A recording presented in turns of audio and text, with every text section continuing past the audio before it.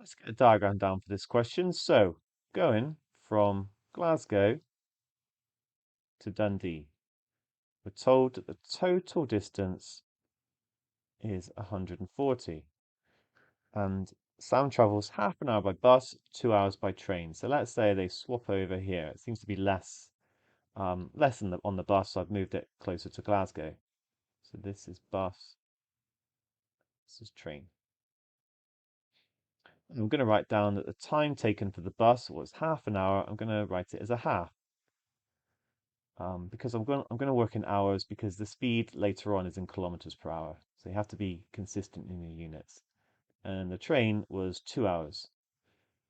Finally, the speed, we're told that, well, we're not told, but we're told that the train travels 20 kilometers faster than the bus. So I'll call the bus's speed V, and then the train speed will be V plus 20. This is maybe not the greatest notation, V equals V plus 20, but I'm just, maybe I should call it something else actually.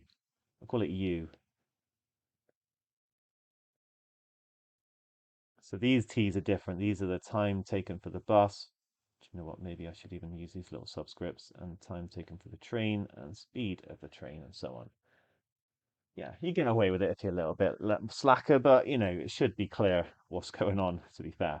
Right, we're told that the bus and the train travel at constant speeds. That's just saying that U is a constant. And then what is the speed of the bus? So what is U equal to? Okay, what we can use is the fact that speed is distance over time. D equals D over T, which means D is speed times time. So I can work out the distance traveled by the bus. It's going to be simply U times a half or half U. That's how far the bus has gone. And then I can add the distance that the train traveled. So it's going to be the same again, speed times time. It's going to be 2 times U plus 20. And that added together is going to equal 140. Okay, and we've managed to turn this wordy problem into an equation. Best approach here, we could multiply out the bracket, or we could multiply through by 2 to get rid of the fraction.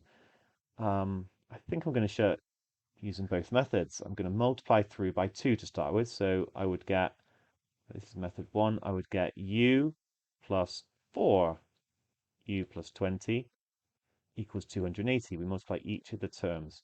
And then u plus 4u plus 80 is 280.